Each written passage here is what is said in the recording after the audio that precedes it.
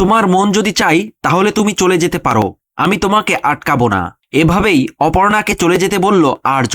হ্যাঁ বন্ধুরা, বিস্তারিত জানতে লাইক দিয়ে সাথে থাকুন। চিরদিনই তুমি যে আমার ধারাবাহিকের আগামী পর্বে আপনারা দেখতে পারবেন যে সতীনাথ বাবু অপর্ণাকে বলে, তোর জন্মদিনে আমি তোকে এত কষ্ট পেতে দেখিনি, তোর চোখে জল, আমি তোকে এই বাড়ি থেকে এক্ষুনি নিয়ে যাব, আর বলে দিয়েছি তুই এবার থেকে আমাদের সঙ্গে ওই বাড়িতেই থাকবি।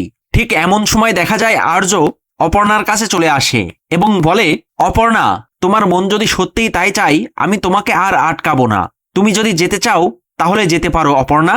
তখন এই কথা শুনে অপর্ণার চোখে জল চলে আসে, এমনকি আর্যর চোখেও জল চলে আসে। তারা দুজন কাঁদো কাঁদো ভাবে কথা বলতে থাকে।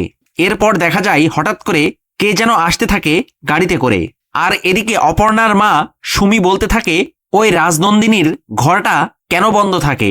তখন আর্য চমকে গিয়ে সেদিকে তাকায়।